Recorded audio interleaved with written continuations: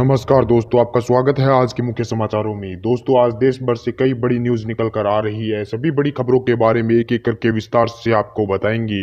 उससे पहले दोस्तों, अगर आप भी देश में निष्पक्ष पत्रकारिता का समर्थन करते हैं तो इस वीडियो को लाइक कर दें। साथ ही हमारे चैनल को सब्सक्राइब करके बेल आइकन को जरूर दबा दें, जिससे देश में निष्पक्ष पत्रकारिता करने वाले पत्रकारों का मनोबल बढ़े तथा वे ज़्यादा से ज़्यादा निष्पक्ष पत्रकारिता कर सके और साथ ही आम गरीब जनता की आवाज़ उठा सके। दोस्तों, अब बात करते हैं आज की सभी बड़ी खबरों के बारे में एक एक करके विस्तार से।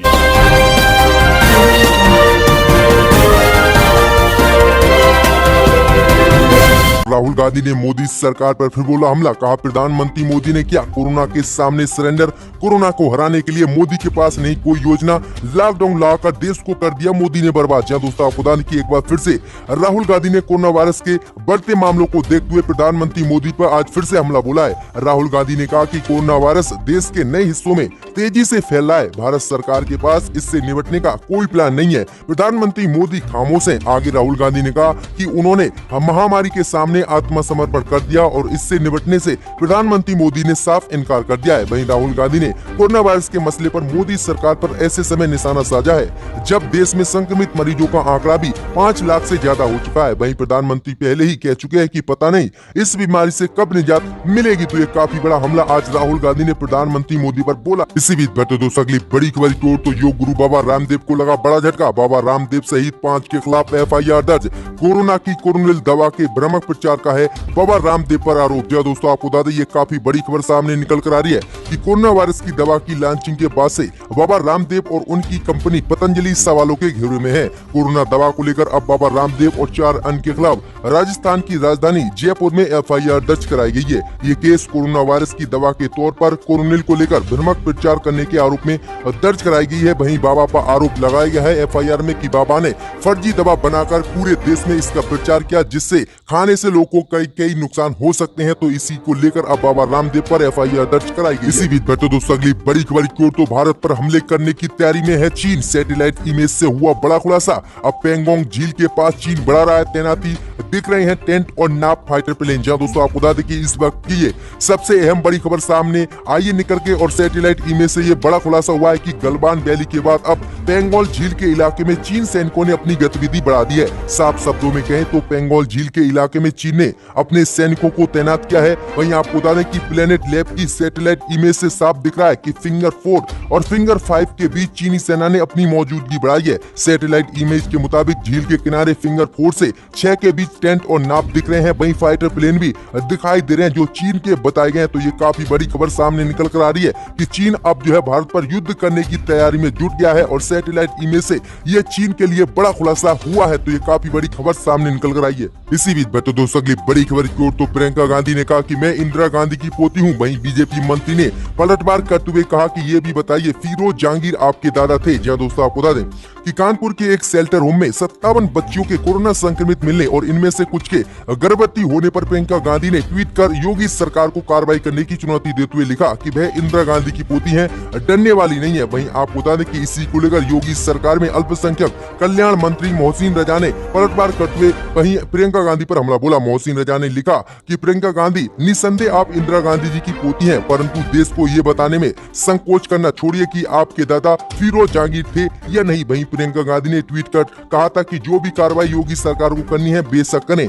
मैं सच्चाई सामने रखती रहूंगी क्योंकि मैं इंदिरा गांधी की पोती हूं। तो ये पलटवार बीजेपी की तरफ से किया गया है प्रियंका गांधी। इसी बीच बढ़ते दोस्तों अगली बड़ी खबर की ओर। तो आजम खान के खिलाफ 40 मुकदमों में पुलिस ने दाखिल की कोर्ट में चार्जशीट। पत्नी तंजीम और बेटे अब्दुल्ला खान को बनाया आरोपी। जहां दोस्तों आपको बता दें कि समाजवादी पार्टी के कद्दावर नेता और रामपुर से सांसद आजम खान की मुश्किलें लगातार बढ़ती ही जा रही हैं। पिछले साल लोकसभा चुनाव के दौरान से ही आजम खान के खिलाफ जमीनों पर अवैध तरीके से कब्जे, लूटपाट, डकैती समेत तमाम संगीन धाराओं में मुकदमे दर्ज हुए थे। पुलिस ने आजम खान के खिलाफ 40 मुकदमों में चार्जशीट कोर्ट में दाखिल कर दी है। 30 मामलों में पुलिस पहले ही चार्जशीट लगा चुकी है। वहीं उनकी पत्नी शहर विधायक तंजीम फातिमा के खिलाफ 32 और उनके बेटे अब्दुल्ला आजम खान के खिलाफ 42 मामलों में चार्जशीट आज लगा दी गई है कोर्ट में। इन सभी पर आलियागंज के किसानों की जमीन कब्जा कर जौहर यूनिवर्सिटी में शामिल करने का आरोप है। हालांकि ये 3-4 महीने से सीतापुर जेल में बंद है, तो ये काफी बड़ी खबर सामने निकल कर आ रही है। इसी बीच बैठो दोस्तों अगली बड़ी खबर की ओर, तो गलवान घाटी में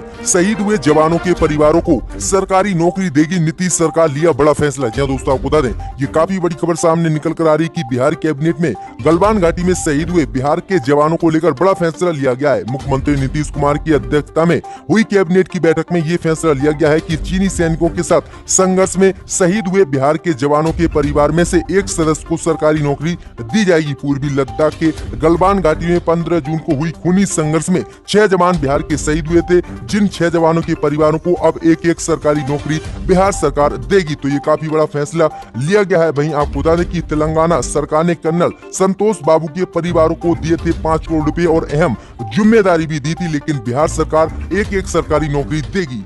इसी बीच बैठे दोस्तों की बड़ी खबर की ओर, तो बीजेपी ने कमलनाथ पर लगाया बड़ा आरोप। कमलनाथ चीन के एजेंट मंत्री रहते हुए देश से की थी कमलनाथ ने गद्दारी। जहां दोस्तों आपको बता दें, ये काफी बड़ी खबर सामने निकल कर आ रही है कि राज्यसभा के पूर्व सदस्य और भाजपा के वरिष्ठ नेता प्रभात झा ने मध्य प्रदेश के पूर्व मुख्यमंत्री कमलनाथ को चीन का एजेंट बताया है। झा ने आरोप लगाया है कि केंद्रीय वाणिज्य मंत्री रहते हुए कमलनाथ चीन के एजेंट बनकर काम कर रहे थे। शुक्रवार को भोपाल में पत्रकार से बात करते हुए झा ने कहा था कि कमलनाथ ने वाणिज्य मंत्री रहते हुए चीन के माध्यम से राजीव गांधी फाउंडेशन को लाभ पहुंचाया। कमलनाथ ने जवाब नहीं दिया तो ये सच गांव-गांव तक फैलाया जाएगा। वहीं आगे उन्होंने कहा कि कमलनाथ ने नापाक आर्थिक हितों के कारण उस समिति का सुझाव बाईपास कर दिया। जहां ने बताया कि ये सारा घटनाक्रम 2008 में चीन की कम्युनिस्ट पार्टी और कांग्रेस के बीच हुए समझौते के बाद तेजी से आगे बढ़े हैं। उन्होंने कहा कि ये बहुत ही गलत हुआ और अब जो है इनको जवाब देना चाहिए और इन्होंने देश से गद्दारी की है। इसी बीच बच्चों दोस्तों अगली बड़ी खबर की ओर, तो बंगाल के बाद झारखंड ने भी 31 जुलाई तक बढ़ाया लॉकडाउन,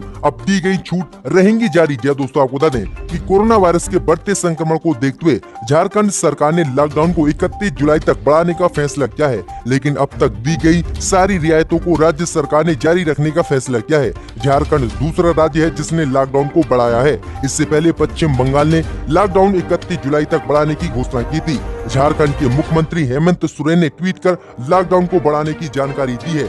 इसी बीच बैठो दोस्तों अगली बड़ी खबर की ओर, तो कानपुर शेल्टर होम मामले पर भड़काऊ पोस्ट के लिए प्रियंका गांधी को मिला नोटिस। अलका लंबा ने कहा कि चुल्लू भर पानी में डूब मरो। जी दोस्तों आपको बता दें कि उत्तर प्रदेश राज्य बाल अधिकार संरक्षण आयोग ने कांग्रेस महासचिव प्रियंका गांधी वाड्रा को कानपुर शेल्टर होम से जुड़े मामले पर भ्रामक टिप्पणी करने के आरोप में गुरुवार को एक नोटिस भेजा। यूपी बाल अधिकार संरक्षण आयोग ने नोटिस भेजकर प्रियंका गांधी से 3 दिन के भीतर जवाब मांगा। वहीं प्रियंका गांधी को नोटिस दिए जाने से कांग्रेस नेता अलका लंबा भड़क गई हैं। आम आदमी पार्टी को छोड़कर कांग्रेस में शामिल होने वाली नेता अलका लंबा ने ट्वीट कर कहा कि थोड़ी शर्म बची हो तो नोटिस जारी करने वालों को चुल्लू भर पानी में डूब मरना चाहिए।